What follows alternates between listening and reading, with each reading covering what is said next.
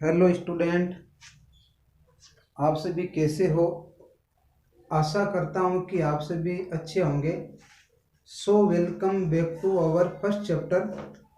हमने first chapter के lecture number first में हमने कुपोषण के दो प्रकार पढ़े। पहला हमने पढ़ा विटामिन कुपोषण, दूसरा हमने पढ़ा प्रोटीन कुपोषण, और नंबर 3 आज हम पढ़ेंगे खनिज कुपोषण।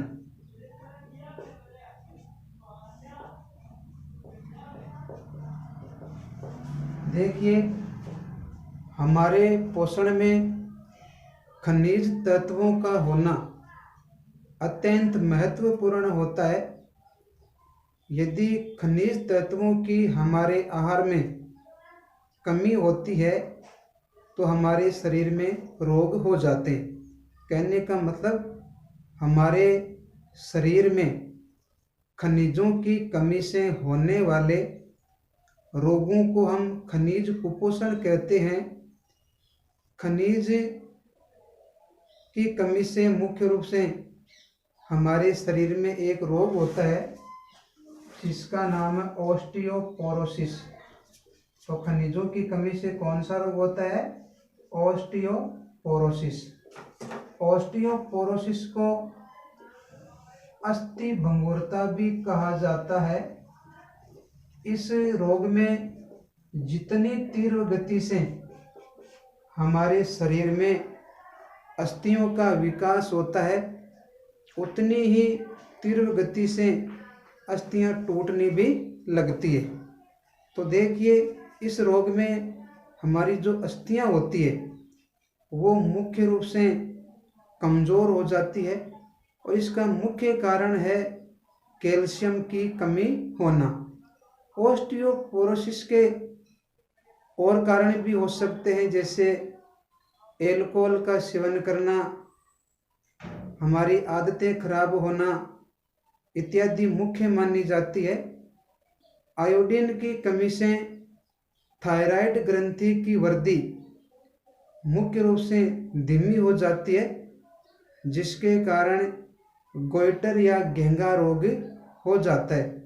अब हम विभिन्न खनिज कुपोषण, उनके नाम, उनके प्रमुख स्रोत एवं उनके कार्यों के बारे में चर्चा करेंगे।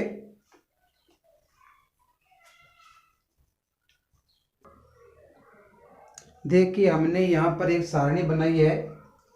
प्रमुख खनिज तत्व, उनके स्रोत एवं उनके कार्य।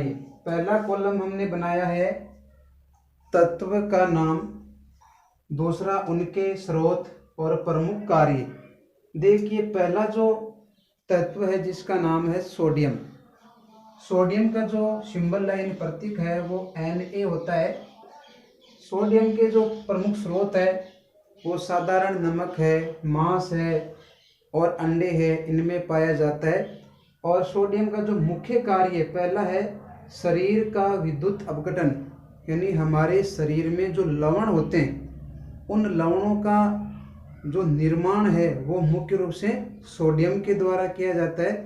यह हमारे शरीर में लवणों की जो मात्रा होती है उनको नियंत्रित रखते हैं। दूसरा कार्य है शरीर का संतुलन बनाना। हमारा शरीर है वो मुख्य रूप से संतुलित भी सोडियम की वजह से ही होता है। दूसरा है पोटेशियम। पोटेशियम का जो सिंबल है वो होता है K। देखिए, इनके प्रमुख स्रोत है सभी प्रकार के खाद्य पदार्थों में। जितने भी प्रकार के हम खाद्य पदार्थ ग्रहण करते हैं उन सभी में मुख्य रूप से पोटेशियम पाया जाता है। इनका जो मुख्य कार्य है मांसपेशियों का संकुचन। हमारी जो मांसपेशियां हैं उनमें संकुचन भी पोटेशियम के कारण होता है। दूसरा है विभिन्न कोशिकीय क्रियाओं का संचालन। हमारे शरीर में जितनी भी प्रकार की कोशिकाएं होती है उन सभी से क्रियाओं का संचालन भी पोटेशियम के द्वारा होता है। तीसरा है कैल्शियम। इसका सिंबल हम Ca लिख सकते हैं। दूध है, अंडे हैं, हरी पत्तेदार सब्जियां हैं, यह इनके प्रमुख स्रोत है। इनके कार्य की बात करें तो यह यानी कैल्शियम विटामिन डी के साथ मिलकर दांत एवं हमारी जो अस्थियां होती है उनको मजबूती प्रदान करता है। अगला चौथा जो फास्फोरस है, इसका सिंबल पी होती है। यह मुख्य रूप से दूध है, हरी सब्जियां हैं, अंडे हैं, इनके अलावा जो बाजरा है, हमारी यकृत है यानी लीवर है, उसमें पाया जाता है। इनके कार्य की अपन बात करें तो यह कैल्शियम के साथ मिलकर हड्डियों एवं दांतों को मजबूती प्रदान करता है। देखिए अगला है लौह तत्व। ये इम्पोर्टेंट लगाएंगे आप। 2018-19 का जो साइंस का एग्जाम हुआ था उसमें आया था कि लौह तत्व की कमी से कौन सा रोग होता है। तो लौह तत्व की कमी से एनीमिया या रक्ताल्पता रोग होता है। इस रोग में रोगी का जो चेहरा होता है वो सफ़ेद हो जाता है। तो लौह तत्व का प्रतीक क्या हो गया? Fe। इसके प्रमुख स्रोत है यकृत, हमारी किडनियां, अंडे और मांस, इसमें पाया जाता है। और लौह तत्व का जो काम वो है कि रुधिर में हीमोग्लोबिन का निर्माण। जैसे कि आप जानते हैं कि ये जो हीमोग्लोबिन है यह एक प्रकार का श्वसन वर्णक है। इसी के कारण ही हमारे रुधिर का रंग लाल होता है। तो पहला कार्य हो गया हीमोग्लोबिन का निर्माण करना। दूसरा, हमारे जो टिश्यू होते हैं, ऊतक होते हैं, उन ऊतकों का ऑक्सीकरण भी लौह तत्व के द्वारा किया जाता है। फिर देखिए अगला है आयोडीन। इसका हम सिंबल लिख सकते हैं आई। तो देखिए नमक है, काला नमक है, समुद्री जलीय मछलियां हैं, उसमें पाया जाता है। और इसके कार्य की अपन बात करें तो थायरोक्सिन हार्मोन के निर्माण में सहायक जो खनिज होता है उसका नाम है आयोडीन। देखिए आयोडीन की कमी से जो हमारी थायराइड ग्रंथि है, तो थायराइड ग्रंथि गले में पाई जाती है, इसकी वृद्धि रुक जाती है या धीमी हो जाती है, जिसके कारण हमारा ये जो गला है ये सूजकर लटक जाता है। इसकी कमी से एक रोग होता है जिससे हम गोइटर, गलगंड या गेंगा रोग कहते हैं। अब देखिए नेक्स्ट जो हमारा टॉपिक होगा वो है ह्यूमन हेल्थ, मानव स्वास्थ्य क्या है। आप चाहो तो इनका स्क्रीनशॉट भी ले सकते हैं।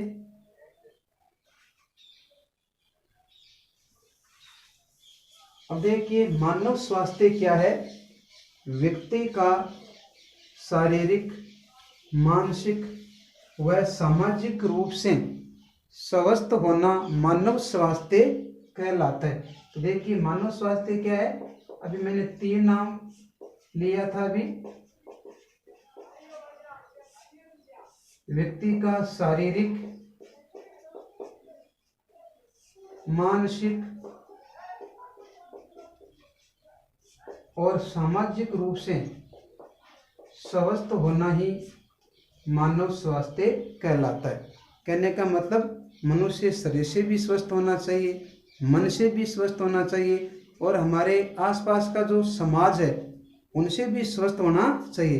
तो व्यक्ति का शारीरिक, मानसिक व सामाजिक रूप से स्वस्थ होना मानव स्वास्थ्य कहलाता है। देखिए मानव को स्वस्थ रहने के लिए स्वस्थ जल की आवश्यकता होती है। जैसे कि आपने पढ़ा होगा कि जल है तो कल है। कुछ दिन हम बिना भोजन खाए रह सकते हैं, लेकिन बिना जल के हम नहीं रह सकते हैं। कहने का मतलब जल के बिना जीवन की कल्पना नहीं की जा सकती है।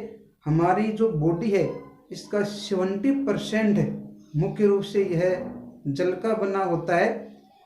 तो देखिए पीने योग्य जल के गुण, पीने योग्य जल के गुण, यह क्वेश्चन भी बोर्ड एग्जाम में पूछा हुआ है।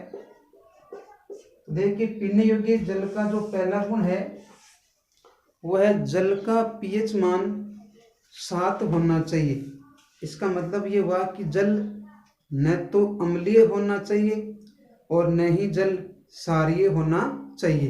तो पहला हम लिखेंगे जो वाटर है इसका पीएच मान 7 होना चाहिए। कहने का मतलब न तो वो अम्लीय प्रकृति का होना चाहिए और न ही वो क्षारीय प्रकृति का होना चाहिए। दूसरा है जो जल है उसमें पर्याप्त मात्रा में ऑक्सीजन घुली हुई होनी चाहिए। जो जल होता है, पानी होता है, उसमें ऑलरेडी नेचुरल रूप से ऑक्सीजन घुली हुई होती है।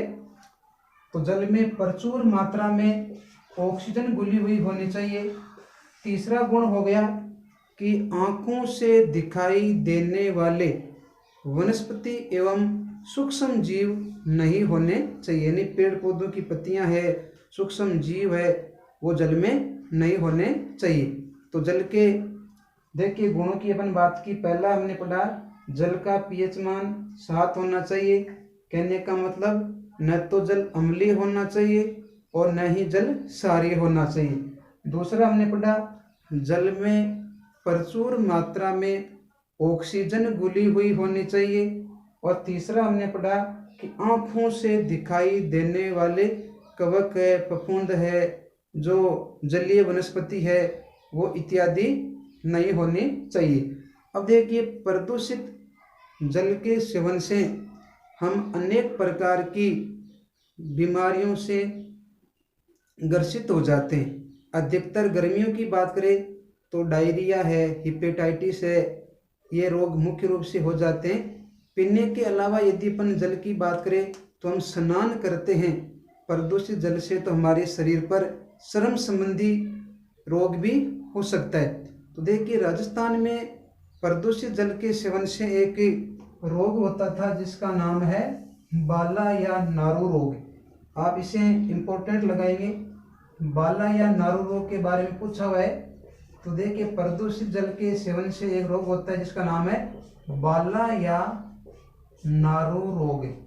देखिए इस रोग का जो रोग कारक है, जिसे हम रोग जनक भी कह सकते हैं, वो है ड्रेकनकुलस मेडिनेंसिस। तो बाला या नारू रोग का रोग कारक क्या हो गया? ड्रेकनकुलस मेडिनेंसिस। देखिए यह एक प्रकार का जलजन्य रोग है। इस रोग में जो मादा कृमि है वो अपने अंडे मनुष्य के शरीर के बाहर जल में देते हैं। तो देखिए जो अंडे होते हैं मादा कृमि, वो मनुष्य के शरीर में नहीं देते। हम परपोषी है, हमारे शरीर में नहीं देंगे, बल्कि हमारे शरीर के बाहर जो वाटर पड़ा होता है उसमें देते हैं। और उस प्रदूषित जल को हम ग्रहण करेंगे तो हमारे शरीर में जो रोग होता है उसका नाम है बाला या नारू रोग। देखिए सन 2000 ईस्वी में नारू उन्मूलन कार्यक्रम चलाया गया। इसके तहत जो राजस्थान है हमारा, इसमें 2000 के बाद कोई भी रोगी इस रोग से पीड़ित नहीं मिला। इस रोग से बचने के लिए हमें पानी को उबालकर, छानकर एवं ठंडा करके पीना चाहिए। जहाँ तक संभव हो अपन को नदी है, तालाब है, कोई झरना है, वहाँ पर नहाना नहीं है, कपड़े धोना भी नहीं है, और अपने जो आवारा पशु होते हैं उनको भी वहाँ पर नहीं नहलाना है। अब देखिए अगली जो हमारी चीज है, टॉपिक है, वो है ओबेसिटी। ओबेसिटी का मतलब है मोटापा। जैसे कि आजकल ये सामान्य बीमारी है। मोटापा क्या है? शरीर में वसा का ज्यादा मात्रा में जमाव होना मोटापा कहलाता है। जितनी भी प्रकार की बीमारियां होती है उन सभी का जो मुख्य कारण है वो है मोटापा। मोटापे से अनिद्रा यानी नींद कम आती है, डायबिटीज यानी मधुमेह रोग हो जाती है, और जो रक्तचाप यानी हमारा जो ब्लड प्रेशर है वो भी मोटापे के कारण ही होता है। तो शरीर में वसा का अत्यधिक मात्रा में जमाव होना मोटापा कहलाता है। मोटापे से होने वाली बीमारियों का यदि आपको नाम पूछे तो मधुमेह या डायबिटीज रोग, अनिद्रा रोग, रक्तचाप, ये इत्यादि इस मोटापे के कारण होते हैं। देखिए आगे BMI। देखिए BMI का पूरा नाम क्या है? B का मतलब है बॉडी, M का मतलब है मास और I का मतलब हो गया इंडेक्स। यदि आपको पूछे BMI का पूरा नाम क्या है, तो BMI का पूरा नाम है बॉडी मास इंडेक्स। यदि अपन बात करें तो शरीर भार सूचकांक, ये क्या होता है? देखिए बॉडी मास इंडेक्स या शरीर भार सूचकांक व्यक्ति के भार तथा लंबाई के अनुपात का वर्ग होता है। कहने का मतलब यह व्यक्ति के भार व लंबाई का अनुपात होता है। अब कैसे होता है मैं बता दूं। जैसे मान लीजिए कि मेरा वेट 50 किलो है, या मैं कहूँ कि मेरा वेट 100 किलो है और मेरी जो हाइट है मान लीजिए 5 फीट है, तो मेरा जो वेट है इसमें मेरी जो लंबाई है इसका वर्ग का हम भाग देंगे, वही क्या बॉडी मास इंडेक्स, व्यक्ति के भार व लंबाई के वर्ग का अनुपात होता है। तो देखिए दो केसेस बनते हैं यहाँ पर। केस नंबर फर्स्ट है, यदि BMI का मान 25 किलो प्रति मीटर स्क्वायर से कम हो तो यह मोटापे से पूर्व की स्थिति है। केस नंबर सेकंड है कि यदि BMI का मान 30 किलोग्राम प्रति मीटर स्क्वायर से ज़्यादा है तो यह मोटापे की स्थिति कहलाती है। कहने का मतलब यदि हमारी बॉडी मास इंडेक्स का मान 25 किलोग्राम प्रति मीटर स्क्वायर है तो हम सामान्य स्थिति में, यदि यही मान 30 किलोग्राम प्रति मीटर स्क्वायर से ज़्यादा हो जाता है तो हम मोटापे के शिकार माने जाते हैं। अब देखिए व्यक्ति क्या करता है कि कृत्रिम जंक फास्ट फूड यानी बाहर का भोजन, तली हुई चीज़ है उसको ज़्यादा खाता है, जिसकी वजह से हम मोटापे के शिकार हो जाते हैं। यदि हमें मोटापे से बचना है तो बाहर का भोजन नहीं खाना है, हमें व्यायाम करना है, हमें आलस्य नहीं करना है और हमें प्रोटीन युक्त भोजन का सेवन करना है। अब देखिए नेक्स्ट जो टॉपिक है वो है ब्लड प्रेशर, या मैं बात कर रहा हूँ कि रक्तचाप। देखिए रक्तचाप क्या है, ये भी मोस्ट है। रक्तचाप क्या है? रुधिर द्वारा वाहिनियों की भित्ति के विरुद्ध डाले गए दबाव को ही हम रक्तचाप कहते हैं। रक्तचाप सामान्यतः शिराओं की अपेक्षा धमनियों में ज़्यादा लगता है। तो कहने का मतलब ये हुआ कि जो रक्तचाप होता है वो शिराओं में कम लगता है और धमनियों में ज़्यादा लगता है। जैसे मान लीजिए कि ये हमारे शरीर की धमनियां हैं, इन धमनियों में मुख्य रूप से रुधिर का प्रवाह होता है। तो धमनियों में जो रुधिर का प्रवाह है वो तीव्र झटके के साथ में होता है और ये छोटी होती है। देखिए जब रुधिर तीव्र गति से प्रवाहित होगा तो यह मुख्य रूप से टूट जाएगी और रुधिर का आंतरिक स्राव होगा, जिसके कारण मनुष्य की मृत्यु हो जाती है। तो देखिए रक्तचाप को मापने वाला जो उपकरण है जिसका नाम है रक्तचाप मापी। रक्तचाप मापी को हम स्पाइगनोमीटर भी कह सकते हैं। ये भी क्वेश्चन बोर्ड एग्जाम की दृष्टि से इम्पोर्टेंट माना जाता है। तो रक्तचाप मापने वाले उपकरण का नाम बताइए, वो क्या है? रक्तचाप मापी या स्पाइगनोमीटर। तो देखिए एक सामान्य व्यक्ति का जो रक्तचाप है, एक जो सामान्य व्यक्ति होता है उसका रक्तचाप मुख्य रूप से 120/80 mmHg होता है। देखिए एक सामान्य व्यक्ति का जो रक्तचाप वो कितना होता है? 120/80 mmHg। ऊपर की संख्या को हम बोलते हैं सिस्टोलिक दाब और नीचे की संख्या को हम बोलते हैं डायोस्टोलिक दाब। एस का मतलब सिस्टोलिक दाब और डी का मतलब डायस्टोलिक दाब। देखिए ये जो सिस्टोलिक दाब है वो मुख्य रूप से 90 से 120 मिलीमीटर के बीच होता है, और जो डायस्टोलिक दाब है वो 60 से 80 मिलीमीटर के बीच होता है। एक बार प्रश्न पूछ लिया था बोर्ड में कि डायस्टोलिक रक्तचाप का मान लिखिए, तो 60 से 80 या मिलीमीटर के बीच होता है। सिस्टोलिक रक्तचाप का मान कितना हो गया? 90 से 120। अब अपन बात करते हैं कि रक्तचाप को किसने मापा। तो देखिए रक्तचाप को सबसे पहले 1733 ईस्वी में स्टीफन हेल्स नामक वैज्ञानिक ने घोड़े में मापा था। तो सबसे पहले रक्तचाप को मापने वाले वैज्ञानिक का नाम क्या था? Stephen Hales. इन्होंने 1733 ईस्वी में घोड़े में सबसे पहले रक्तचाप को मापा था। लेकिन 1983 में एक वैज्ञानिक थे जिसका नाम था कापलन नामक वैज्ञानिक ने रक्तचाप को सबसे पहले परिभाषित किया था। तो देखिए अपन बात करते हैं रक्तचाप क्या हो गया? रुधिर द्वारा वाहिनियों की दीवारों के विरुद्ध डाले गए या लगाए गए दाब को ही हम रक्तचाप कहते हैं। और रक्तचाप मुख्य रूप से धमनियों में ज़्यादा लगता है, शिराओं में कम लगता है। और इसको मापने वाले उपकरण का नाम है रक्तचाप मापी या स्पाइगनोमेनोमीटर। और ऊपर की से एक सामान्य व्यक्ति का जो रक्तचाप होता है वो 120/80 mmHg होता है। ऊपर की संख्या होती है सिस्टोलिक दाब और नीचे की संख्या होती है डायस्टोलिक दाब।